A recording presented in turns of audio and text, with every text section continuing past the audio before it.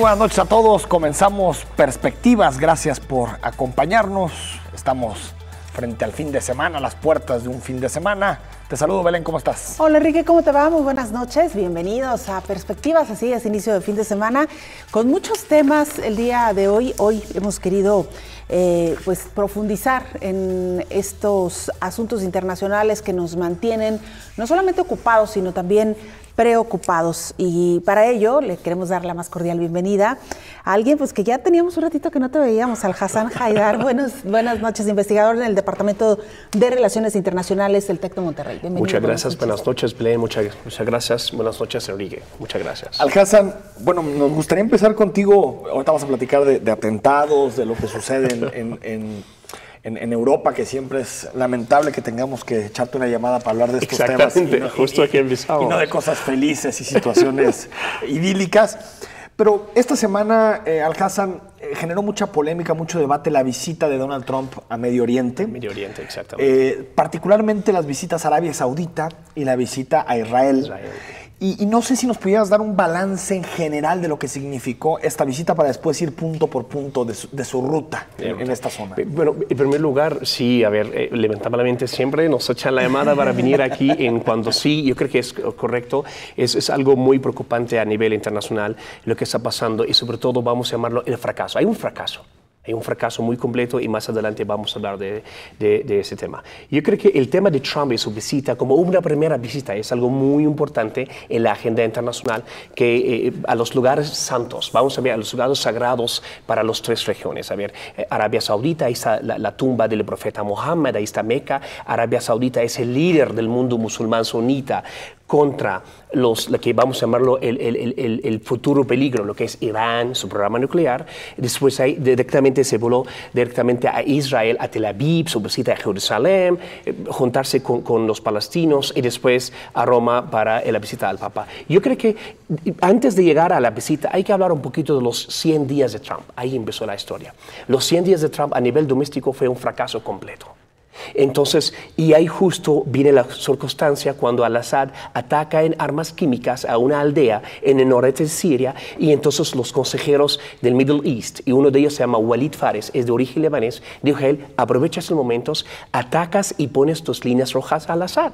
De una forma, y por eso fue el ataque de los misiles de Tomahawk a la base aérea después de casi... El ataque a Afganistán también. Ahí viene la primera, para ganar algunos créditos a nivel internacional, viene el ataque y usando los Mother of All Bombs contra algunos fighters, algunos yihadistas de ISIS en Afganistán, pero usando las armas estratégicas, y después moverse esa de una forma militar contra Corea del Norte. Es una política exterior donde Trump quiere, tal y cual, un poco como cubrir los fracasos a nivel doméstico. Lo cómico es que decían que la guerrista era Hillary Clinton, ¿no? Exactamente. Bueno, cuando la gente que estaban muy preocupados. Decía que Trump es pacifista. Yo no sé nunca por qué vieron eso. Yo creo que ahí donde alguien en la Casa Blanca de los viejos, así como políticos americanos, ¿no? Hey, have a said, señor Trump, Estados Unidos es mucho más grande de lo que hablabas en la cabana. Aquí es un imperio, es un país que tiene más de 390 bases militares, tenemos alrededor de 500,000 soldados en todo el mundo, entonces aquí las cosas se cambian. Y por eso viene la idea donde empezó a enfocar en su doctrina exterior, lo que se llama, la nueva hard power, es el nuevo poder duro. Y eso fue, y de ahí, de una forma, él se dio cuenta.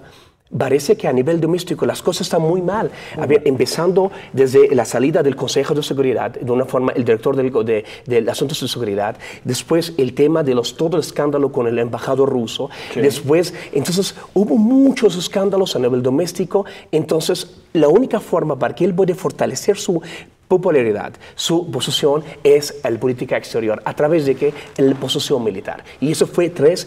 Ahora, ¿cuál es el objetivo? Yo creo que hay 2 objetivos. Número 1, para decir al aspecto, de una forma dentro del escenario internacional. Aquí hay un nuevo jefe de la Casa Blanca, hay un nuevo líder de la Casa Blanca y hay nuevas reglas. Es número uno. Número dos, él quiere divorciarse completamente con Putin. Ahora, si tú vas a ver esos ataques, esa no es contra China, son los tres ataques, tres movimientos militares es contra Rusia. En Siria, en Afganistán y en Corea es contra Rusia. Y es una forma de divorcio con Rusia. Él quiere divorciarse y alejarse de esas escándalos. Ese mensaje, ¿no? Sí, que yo estoy contra ellos. Y de ahí viene de una forma su primera visita. A ver, normalmente si vamos a ver las visitas, siempre van al sur o al norte. ¿Qué significa? ¿A México o a Canadá? Sí. Y él, no. Él quiere una visita donde marca algo esencial y también divorciarse de sus declaraciones anti-musulmanes, entre los musulmanes. Y ahí fue la idea, pues pasa a Arabia Saudita. Ahora, y como decimos en mi tierra, pues alcanzas 50,000 objetivos en un viaje. Mejoras tu imagen y ganas un poco de dinero. Sí, y ahí viene el tema. Yo diría que muchísimo dinero. Pero entonces sí estamos viendo un cambio importante en lo que era inicialmente la idea de política exterior y de relación con los países de Donald Trump. No solamente este alejamiento de Rusia, cuando se creía, al menos en campaña, que había todo lo contrario, un acercamiento hacia Rusia, y hoy, como lo mencionas, pues pareciera que hay un divorcio, y lo mismo lo que está pasando con Israel, ¿no? Estos guiños, estos gestos que se han visto a lo largo de toda esta Exactamente. Y yo creo que aquí lo que nosotros vamos a ver, falta una madurez política. A ver, hay que reconocer, ese personaje nunca en su vida él tenía una madurez política, nunca en su vida entendió el término Realpolitik.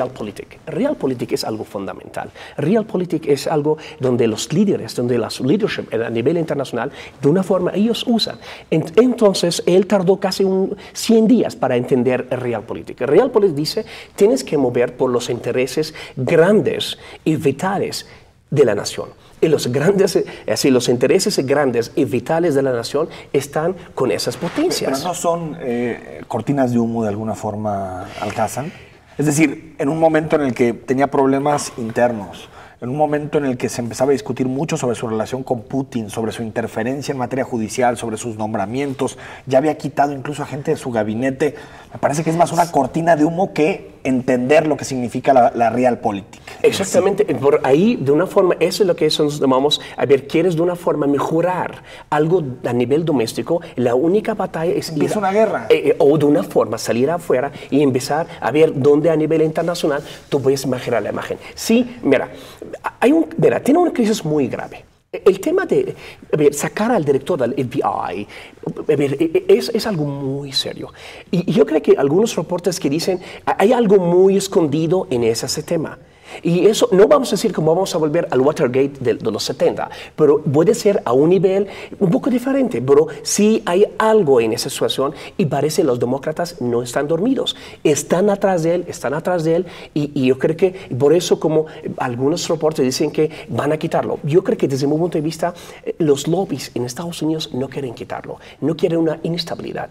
A ver, dejarlo así, dejarlo débil, eso es lo más importante. Dejarlo débil y al mismo tiempo dejarlo que más errores y vamos a regresar a la Casa Blanca después de 4 meses. Ahora, no hay que confundir mucho. Los demócratas no quieren que quitamos a Trump. No. Eso es contra del juego político en Estados Unidos.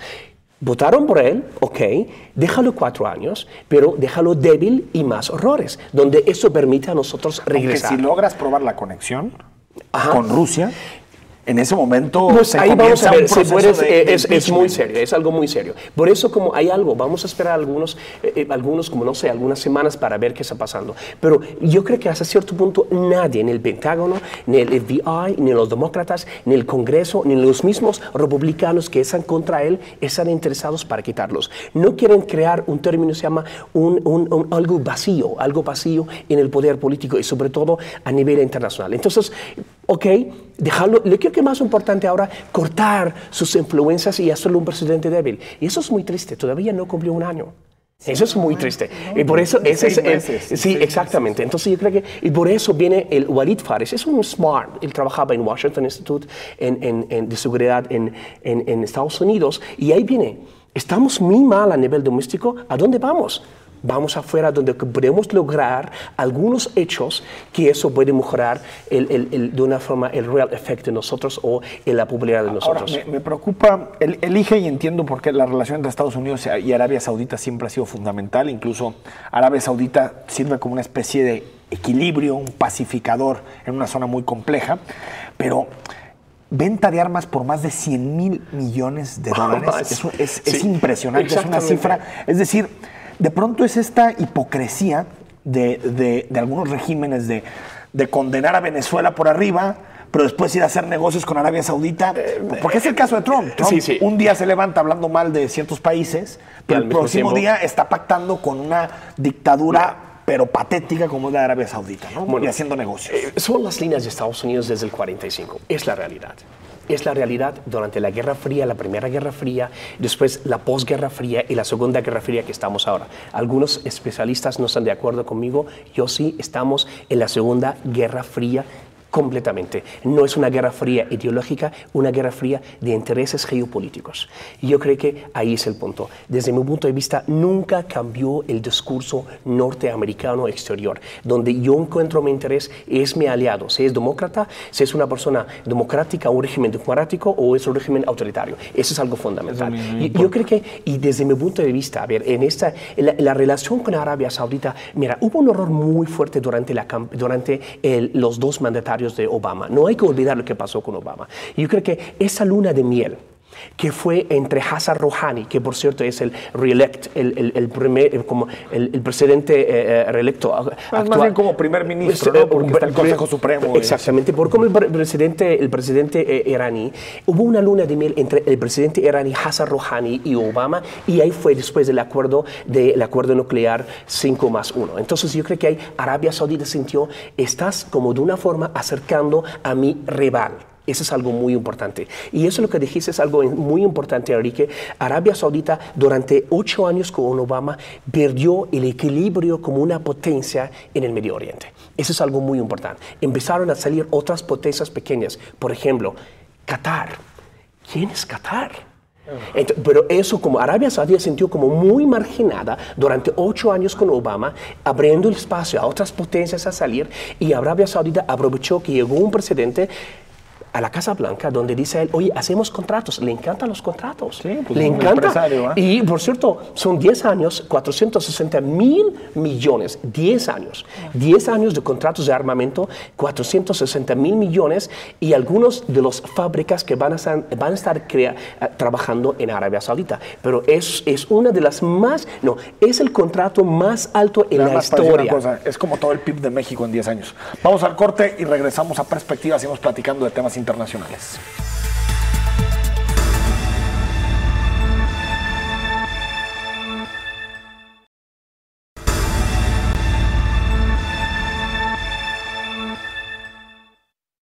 El presidente de los Estados Unidos, Donald Trump, recientemente realizó su primera visita oficial al Medio Oriente. La controversial reunión de Trump con el presidente de Arabia Saudita ha despertado todo tipo de opiniones, principalmente el millonario acuerdo para el comercio de armas entre ambos países, lo cual eleva sus críticas por enriquecer el poder militar estadounidense. Además, ante su renovada alianza con Israel, el presidente reafirmó creer en la posibilidad de que la paz regrese al Medio Oriente. Sin embargo, no mencionó ninguna propuesta para la resolución del conflicto. En ninguna de sus intervenciones de sus 28 horas de visita a la zona, abordó los temas más espinosos como los asentamientos judíos en Cisjordania, el Estatuto de Jerusalén, el traslado de la embajada estadounidense a la Ciudad Santa, ni habló de la solución de 2 estados.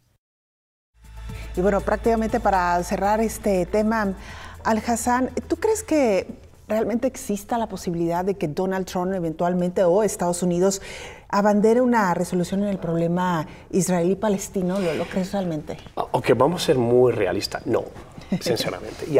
Mira, la etapa de la paz, el periodo de la paz terminó. Eso fuera posible en los 90.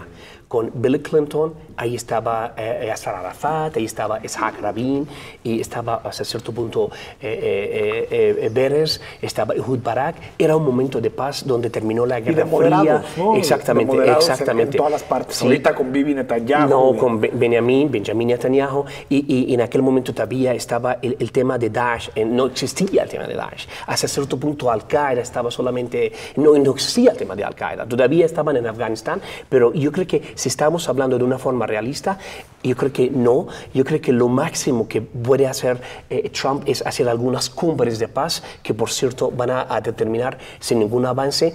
Gaza o la franja de Gaza va a seguir bajo el control de Hamas. Cisjordania va a seguir bajo el control de la autoridad palestina y Israel, desde mi punto de vista, va a seguir creando más asentamientos en los territorios ocupados. Yo creo que ese tema, y si tú llegas y tal y cual hablas con los expertos de Trump, el tema del conflicto entre árabes e israelíes o entre israelíes y palestinos no está en la agenda. En la agenda está ahora tal y cual son dos temas. Número uno es Irán.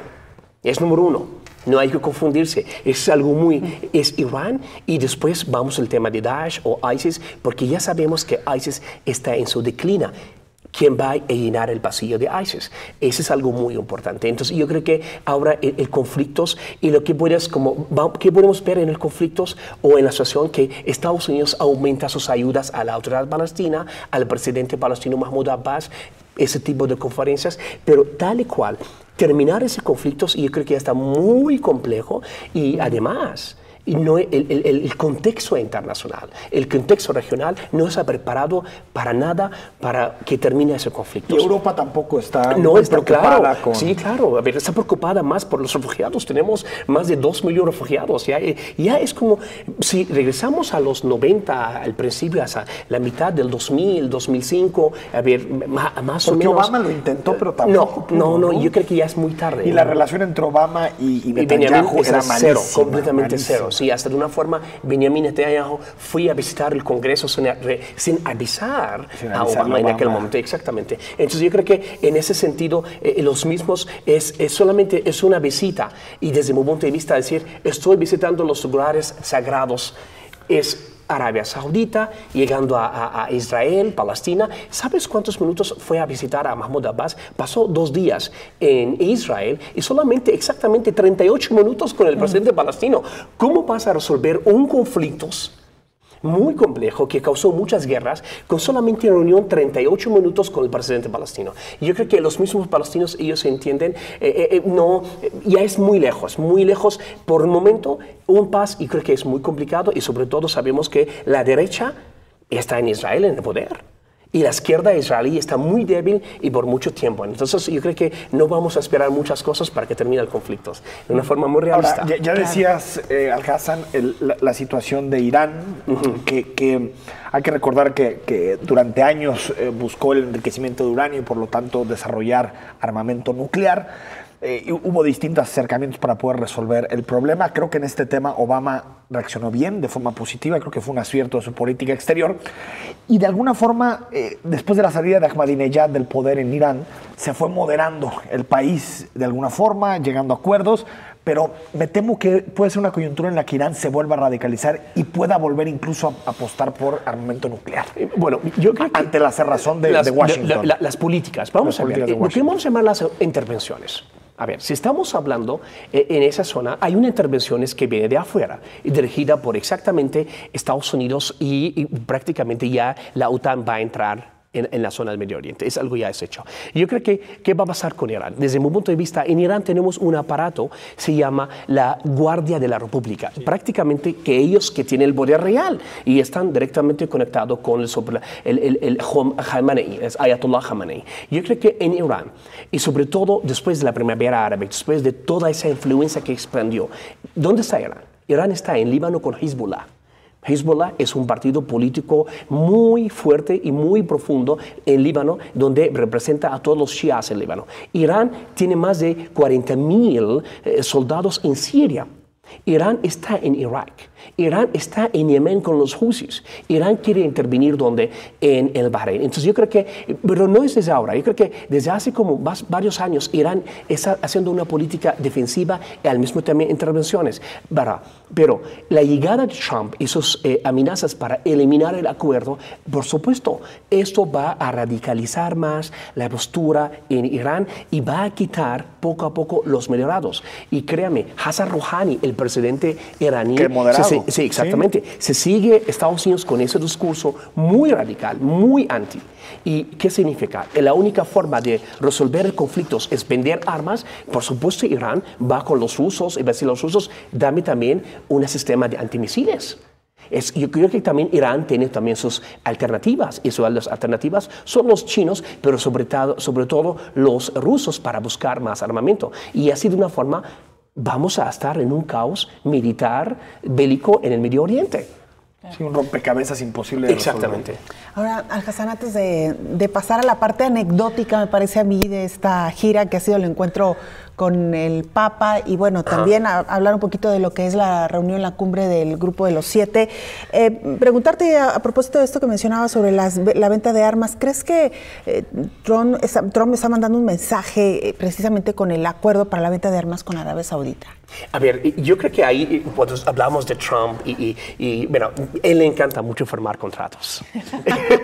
es algo muy empresarial, ¿no? Exactamente. Hombre de negocios. Y es algo, y yo creo que es algo, él, ¿sabes? Él logró hacer algo en esa visita. Mira, nadie confía en él. Hay que ser también en ese punto muy sinceros.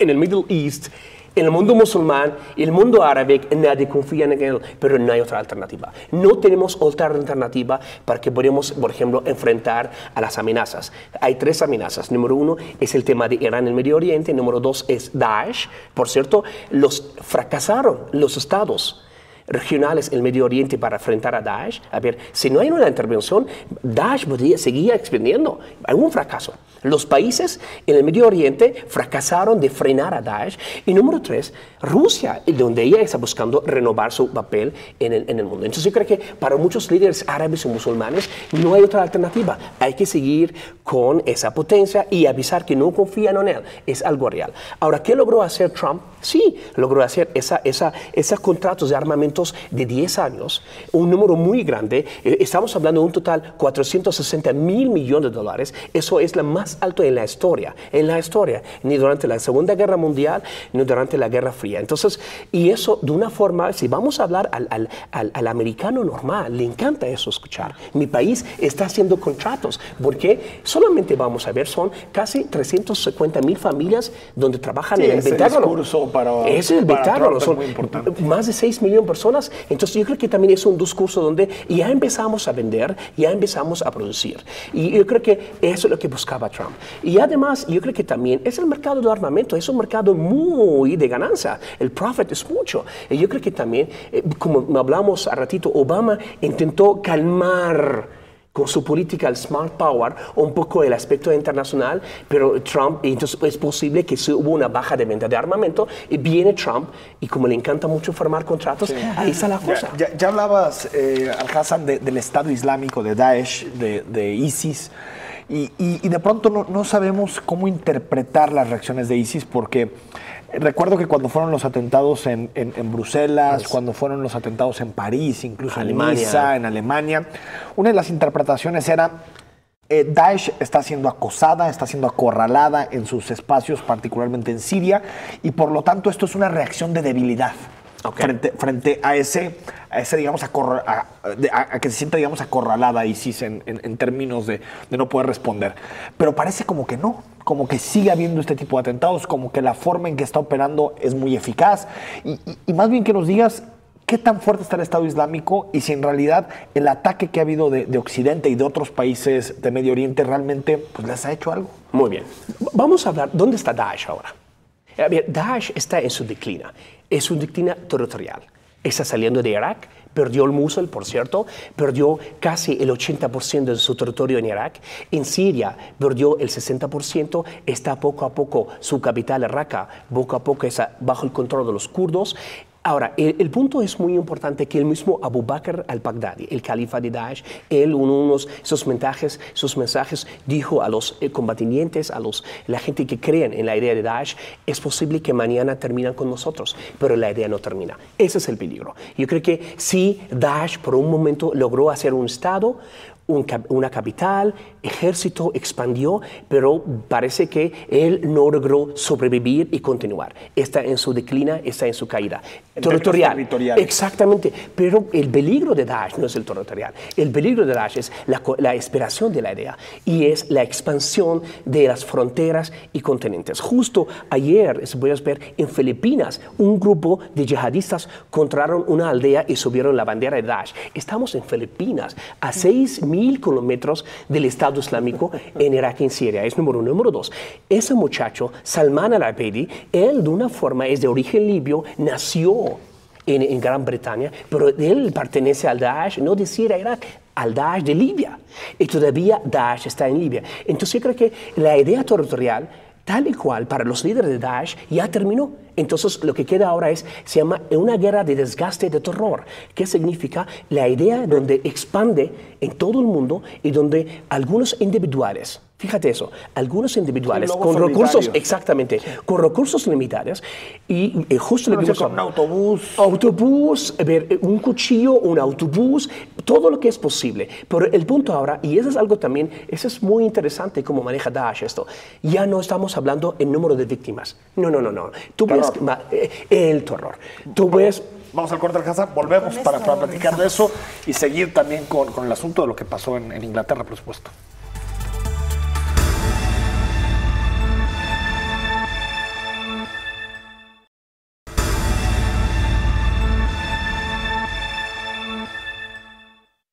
El pasado lunes, el Manchester Arena fue escenario de uno de los eventos que más conmocionaron al mundo. Después del concierto de la cantante estadounidense Ariana Grande en dicho lugar, dos repentinas explosiones despertaron el terror de los asistentes, que en su mayoría eran adolescentes, y donde 22 personas perdieron la vida y otras 59 fueron heridas. Los primeros reportes de las autoridades hablaban sobre un nuevo atentado terrorista, que momentos después se atribuiría al Estado Islámico y despertaría la alerta máxima en Reino Unido. Ahora la policía alemana investiga una posible trama en su país del atentado de Manchester. Esto después de descubrir que el autor estuvo en Düsseldorf 4 días antes del atentado. Además, fuentes policiales alemanas han asegurado a esta publicación que Salman Abedi viajó en al menos 2 ocasiones a Alemania en los últimos 2 años. La alerta en Reino Unido se mantiene y las investigaciones continúan. Mientras tanto, la primera ministra ha enviado a las calles refuerzo militar por seguridad de todos. Estamos de regreso en Perspectivas, platicando con Alhassan Haidar. Él es internacionalista, profesor del Tecnológico de Monterrey, especialista en temas relacionados con Medio Oriente, con política exterior de Estados Unidos y también con asuntos de terrorismo, porque al final te buscamos también para estos temas, Alhassan. Platícanos un poco de lo que pasó en Reino Unido, en Inglaterra, y también la historia de este kamikaze que operó el atentado. Exactamente. Mira, yo creo que ahí, antes de empezar a hablar sobre Salman al-Obaid, su padre es de origen libio, que en el 1993 se fue a Gran Bretaña, tenía problemas con el Gaddafi, su padre, y ahí y nació ahí su hijo Salman. Yo creo que antes de hablar de eso, a mí me gustaría hablar del fracaso, el fracaso de las políticas de seguridad dirigidas por los países europeos contra el tema de reclutamiento. Ese es algo muy importante. Salman es un joven que fue también reclutado. No hay que olvidar esto. Justo estamos hablando en solamente el caso de Gran Bretaña, son 1.900 jóvenes yihadistas peligrosos de rankings de 1 a 5. Salman al-Obaid era en el ranking 3, que significa que tenía tendencias yihadistas, pero no era tan peligroso. Exactamente. Entonces, ahora el punto es, ¿cómo podemos vigilar a 1.900 jóvenes? A ver, 24 horas es un fracaso completo, es por un lado. Por otro lado, yo creo que también el tema de los yihadistas que regresaron de Siria, de Irak y de Libia. Ese joven, en algunos datos, sí, él se fue a Libia, su entrenamiento fue en Libia para hacer una bomba y también su entrenamiento de una forma para más reclutamiento. Sabemos exactamente que ese joven no hizo ese atentado solo, es algo muy claro. Es un atentado dirigido por, se llama las células o grupos individuales, entre 2 y 5, no más. Eso es lo que de una forma hace ISIS. A ver, ISIS o Daesh actualmente en su guerra en Europa maneja grupos pequeños, 1, 5, no más, o hasta cierto punto 3. Y de una forma, entonces yo creo que ahí es el punto con ese joven. Es un joven, por cierto, dejó la universidad. Él pertenece a una clase media en Gran Bretaña, de una familia de origen libio. Ese joven, el mismo imam.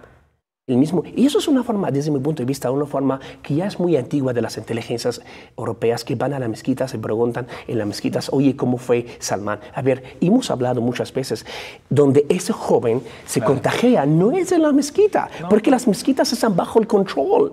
El mismo imam de la mezquita del barrio de Salman dijo, yo he visto algunas, ¿cómo se llama? Tonos de Daesh en Salman. Siempre fue una persona característica, claro, siempre fue una persona tranquila. Entonces, hay una estrategia. Entonces, y ahí se viene la idea cómo Daesh está manejando a esos jóvenes lejos de los ojos de las policías o las inteligencias. Ese primer lugar. Y en segundo lugar, es la idea, es en cualquier momento, en cualquier lugar, fíjate eso, cualquier momento, cualquier lugar, en cualquier circunstancias, algo puede pasar. Y eso es el terror.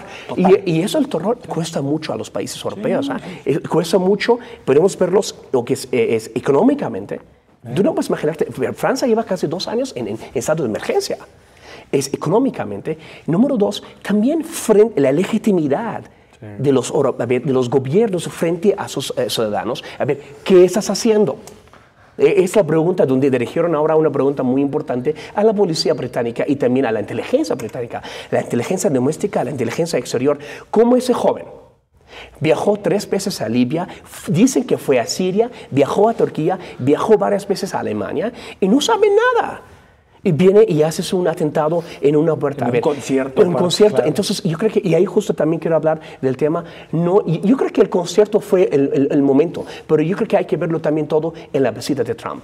No se puede marginar ese atentado con la visita de Trump al Medio Oriente. Pero el tipo de concierto, ¿no crees también que es un mensaje al Hassan? También. Porque la mayoría de los que murieron tienen menos de 15 años. Sí. Niñas de entre 8 y 10 años también. Puede ser. Que es, digamos, como la cúspide del terror. Ya no estamos hablando ni siquiera de jóvenes como tales, sino niños. Sí, a ver, Enrique, sinceramente, y eso es algo ya es real. Mira, hace 10 años un atentado terrorista en el occidente. Mira, durante un mes los medios de comunicación, una atención increíble. Fíjate qué pasó y qué hizo Daesh. Es muy peligroso. Es muy peligroso. Normalizó el tema del terror en Europa. Bueno, en México sabemos también eso. Sí. Por la violencia del narco, ¿no? Sí. Es el segundo atentado más fuerte en la historia de Gran Bretaña desde los últimos 60 años. El primero fue hace 10 años, o 11 años, o 12 años, en la época de Tony Blair. En los metros, y ahí como 40 personas fueron las víctimas, ahora 22, pero ves la reacción internacional, es súper normal. Y eso es el efecto de lo que es normalizar el tema del terror en Europa, y se logró. A ver, sí es algo de una forma, es real. El primer día, el segundo día, una atención completa, hasta cierto punto, sobre el tema del atentado. Vamos ahora... Y ahora se hablan solamente como la mujer de Trump no quiere saludar a su marido. A su marido, sí. Exactamente. Entonces, es una estrategia muy importante. Y yo creo que desde mi punto de vista, tiene una relación con esa visita donde esa célula, esos jovencitos, aprovecharon la visita para alcanzar muchos objetivos. Está aquí en el Middle East, está aquí, está en Europa, pues hacemos eso y viene el tema del concierto. Yo creo que el punto es normalizar el terror y donde eso en Europa podemos entenderlo en el tercer mundo, como se dicen, o aquí, por ejemplo, en algunos países que hay números grandes de víctimas, pero en Europa hace 3 semanas hubo un atentado cerca del Parlamento y ahora otro atentado. Entonces yo creo que es el desgaste. Es hacer un desgaste al Estado europeo. Eso es el peligro que está buscando. Una guerra de baja intensidad. Exactamente, ¿no? exactamente. ¿Tú crees que este mensaje también, y con base en lo que ha sido las características de las víctimas, es decir, si Estados Unidos o Europa está matando niños, está matando adolescentes, pues entonces ahí va otra vez el... Bueno, yo creo que en ese tema, desde mi punto de vista, esos como células individuales, esos jovencitos que tienen 22 años, 25 años, sí, hasta cierto punto pueden como causar porque el daño es muy fuerte, es esto que dijiste, el daño, adolescentes, niños, como, eso como es muy profundo, pero yo creo que yo creo que esas células donde ellos encuentran el momento perfecto para hacer un atentado, no tardan de hacer eso. Yo creo que puede ser, pero desde mi punto de vista, siempre ellos están despiertos para hacer cualquier atentado y si regresamos, yo estoy seguro, en ese nivel, en el 2017, gente o los simpatizantes de Daesh ya no buscan el número de víctimas, buscan más el terror, buscan más la división y buscan más los impactos más profundos. A ver, si ellos matan a 5, pero ellos lo que buscan no van al 5, van a qué nivel puede expandir ese impacto en la sociedad. Yo creo que eso es el peligro. Y desde mi punto de vista, y regresamos, hay que reconocer, Europa fracasó, ¿por qué no queremos reconocer esto? Hay un fracaso de integración social completa. Y ese fracaso de integración social permitió a Salman, después de casi 3 años en Gran Bretaña, hacer ese atentado. Él estaba bajo la vigilancia. Y no solamente él, muchos en Alemania, muchos en Francia. Pero entonces, ¿por qué no haces una integración a ellos? ¿Por qué vas a ponerlos bajo la vigilancia una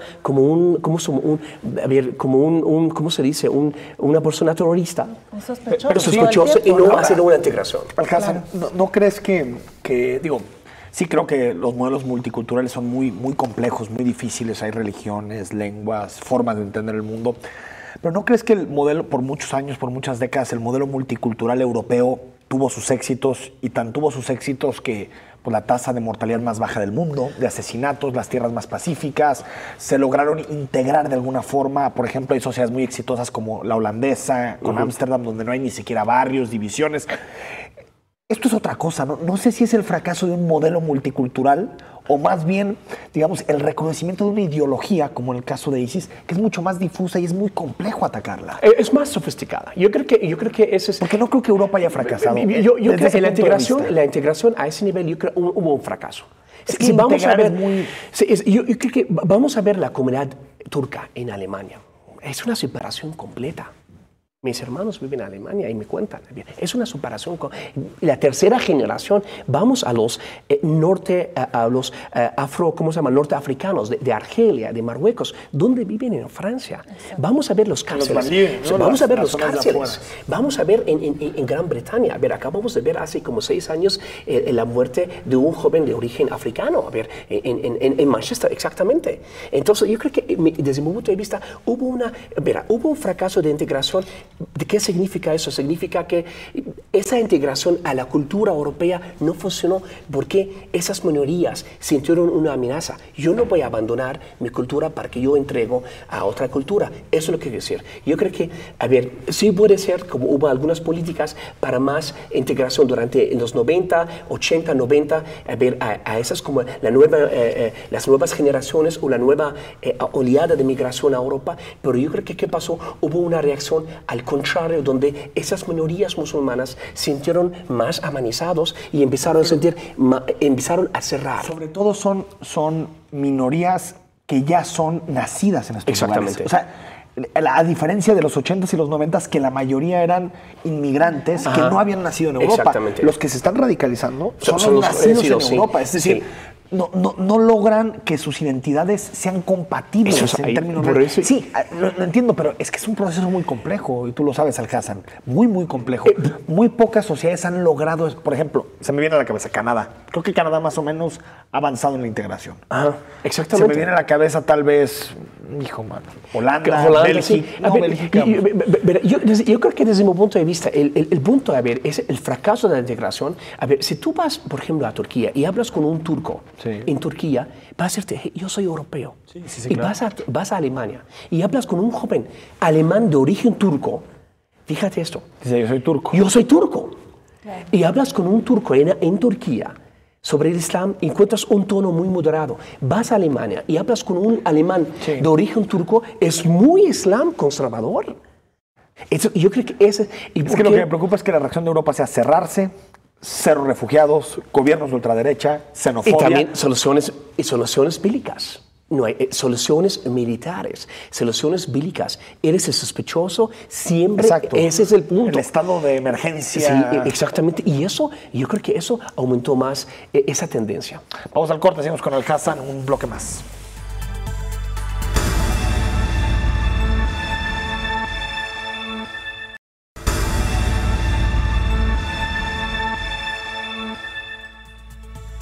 Estamos de regreso esta noche dialogando en torno a temas internacionales. Hablábamos ya de algunas características particulares que tuvo este atentado en Manchester al-Hassan y el acontecimiento pues nos lleva otra vez a preguntarnos hasta dónde alcanzará esta escalada de terrorismo en Europa y si realmente Europa tendrá pues esta habilidad para hacer frente a esta ola de terrorismo y sobre todo lo que ya mencionabas, el miedo que se ha sembrado. Yo creo que, mira, el primero, mira, es un proceso de solución que tiene que pasar por etapas. En primer lugar, a ver, hay que pensar bien qué está pasando en el Medio Oriente. Es número uno. A ver, ¿qué está pasando en el Medio Oriente? ¿Cómo podemos resolver el tema del Medio Oriente? Justo hoy la OTAN declaró que va a intervenir en la guerra contra ISIS y eso, por cierto, no va a ayudar para nada desde mi punto de vista.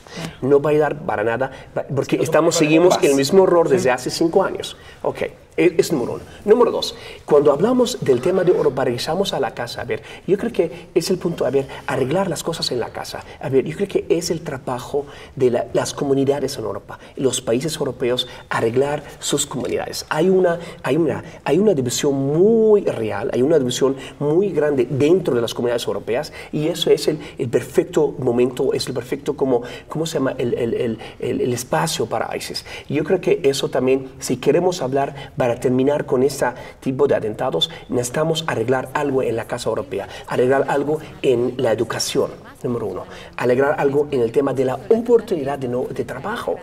A ver, arreglar algo en el tema también de lo que es el entendimiento y la aceptación de la cultura. Arreglar algo, y eso es algo muy importante, quitarnos de los estereotipos. A ver, eso es algo muy importante.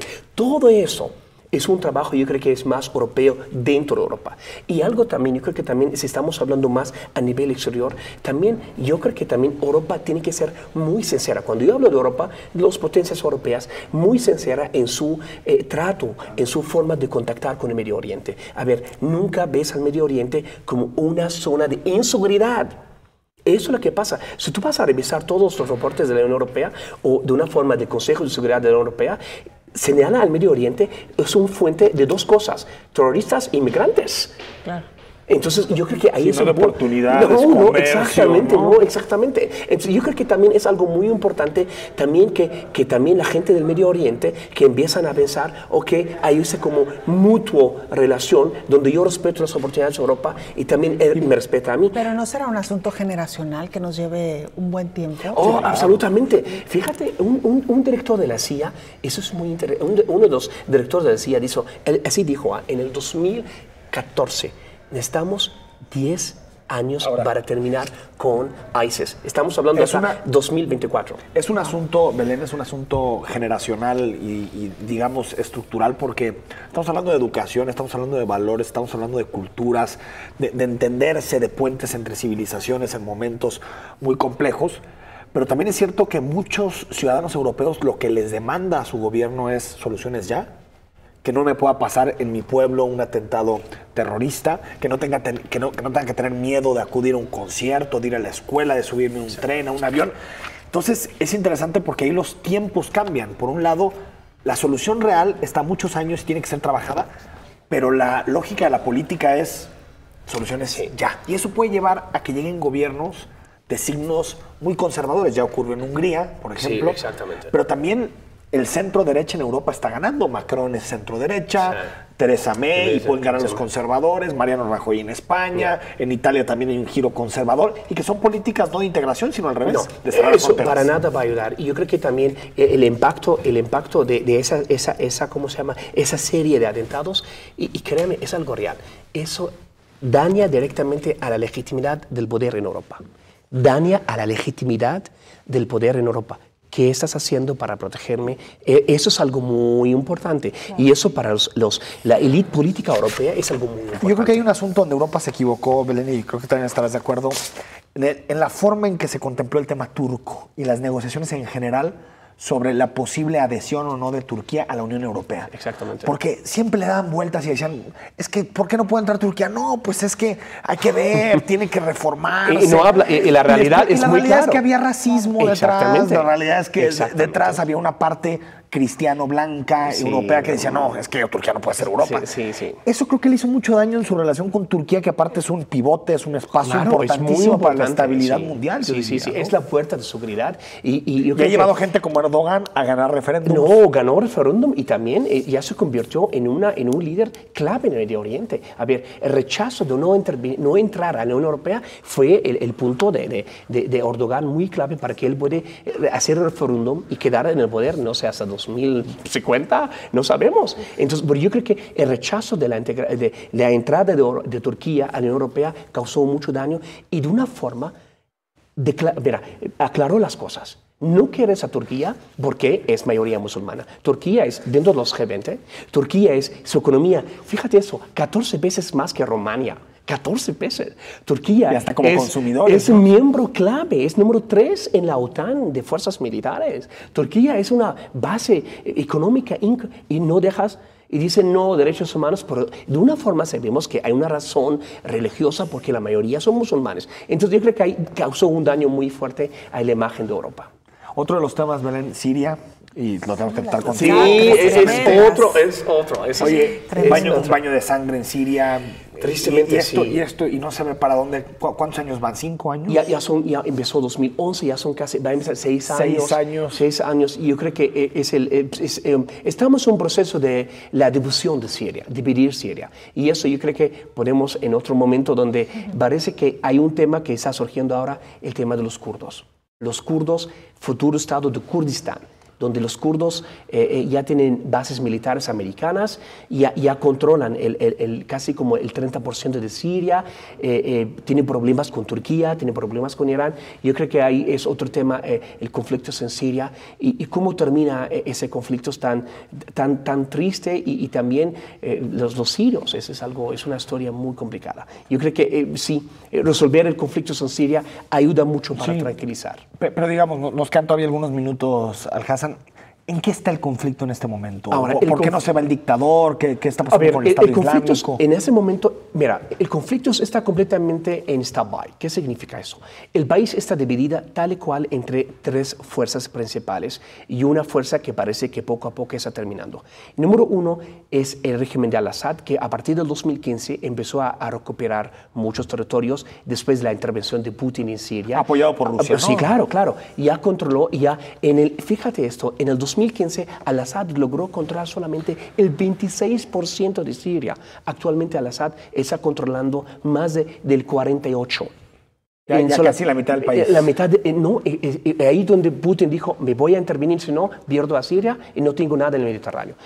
Número 2, son los kurdos que están en el norte de Siria, con la frontera con Turquía y con Irak, están teniendo muchos terrenos, son los futuros aliados de Estados Unidos, tienen bases militares americanas y están ganando mucho terreno contra el Estado Islámico. Y por cierto, ellos que ahora controlan de una forma o rodean el capital del Estado Islámico, Raqqa. Número 3, tenemos los rebeldes que controlan exactamente el 16%, que son aliados de ¿quién? De Turquía, Qatar y Arabia Saudita. Y número 4 es el Estado Islámico. Y por cierto, el Estado Islámico es lo que está perdiendo actualmente y así de una forma el país va a ser dividido entre kurdos, Al-Assad y los aliados de los países sunitas dirigidos por Turquía, Qatar y Arabia Saudita. Pero entonces, si por los datos que nos das y por el horizonte que tenemos, la única forma en que haya paz es que Al-Assad logre controlar el país. Que haya paz en el sentido... Es imposible. Yo creo que la única forma que haya paz en Siria, número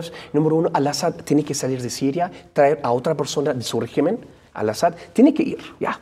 O sea, pero dejar a alguien. Sí, claro, de régimen, claro, por supuesto, porque él controla una parte muy grande.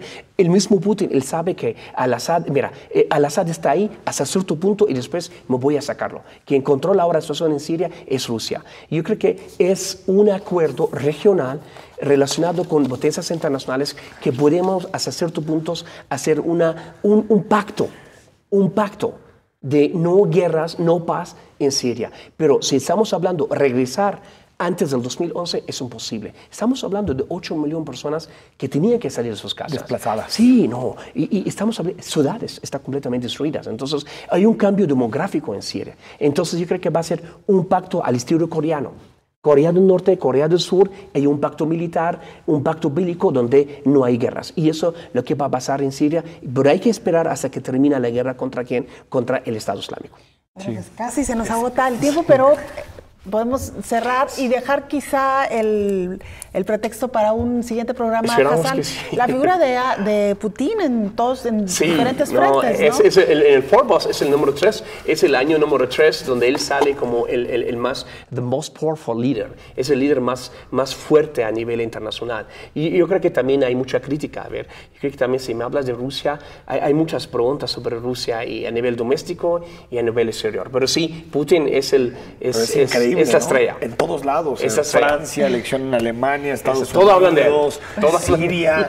Es increíble. La momento. Y sí creo que es el líder. Dentro de esta parte cultural de los rusos siempre existe esta idea del imperio, ¿no? Sí. Esa no se ha ido, ¿no? A ver, en los peores momentos económicos, en el 2016, su popularidad en Rusia, 87%. Fíjate eso. Los peores momentos a nivel económico, la gente todavía está con él. 87% están con él y eso es un sentimiento muy nacionalista en Rusia. El retorno a los ares. Pues gracias. Dejamos ahí el tema, un buen pretexto. Puntos suspensivos para hablar de Sí, pero esperamos que no más con atentados. Sí, otros temas. Muchas gracias. Gracias, Enrique, muchas gracias. Muchas gracias. Y buenas noches a toda la gente. Muchas gracias. Buenas noches. Enrique, nos vamos. Buen fin de semana.